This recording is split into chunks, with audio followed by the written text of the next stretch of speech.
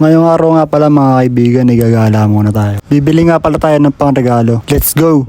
Siyempre, bago ang lahat, naghintay muna tayo ng tricycle. Sabi nga sa tawas, wait for your turn. At nakasakay na nga pala ako sa tricycle. Sa loob nga pala ako pumesto, parang passenger prince. Tamang road trip na kami dito ni Manong. Tapos noon, naghintay na nga pala ako ng Egypt. Egypt nga pala yung gusto ko kasi may aircon. Ito nga pala yung Egypt na nasakyan ko. Medyo maluwag siya kaya may tendency na hindi ako makapag 1, 2, 3. At dumating na nga tayo sa paroroonan natin. Dito sa may SM Grand Central sa Monumento. Guys, paalala lang, huwag kayo masyado maglalabas ng cellphone dito sa Monumento. Baka may snatchang kayo. Huwag nyo akong gayahin, tarantado naman ako eh. Bago ako namili, kumain muna ako. Jollibee, Chowking, Burger King, etc. At marami pa kayong ibang pwede makainan basta may pera kayo. At kung naghahanap kayo ng murang makakainan, wag na kayo dito kumain. Sa Jollibee ko nga pala natripang kumain. Kung bida-bida at feeling main character ka, ito ang perfect na restaurant para sa'yo. Pagpasok ko nga pala, order na din ako ng pagkain. Ito nga pala yung order ko, Jolly Spaghetti with fries and drinks. Gusto ko sana kumain ng chicken kaya lang naawa ako sa may iwang pamilya ng manok. Una ko nga palang kinain yung spaghetti. Sa totoo lang, konti nang sinerve na spaghetti sa akin ng Jollibee. Tinitipid ako, kala naman wala akong pambayad.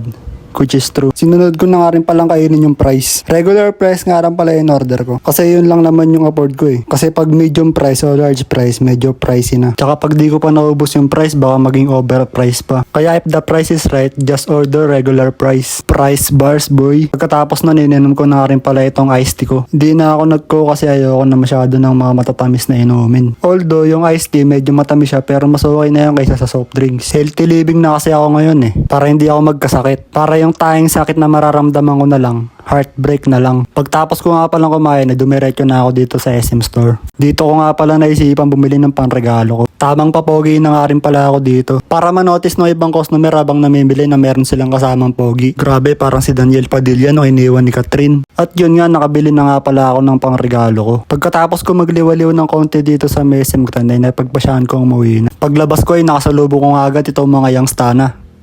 Pagpalain sana kayo ng mga OG nyo. Galingan nyo sa simbang gabi mga G. Keep hustling.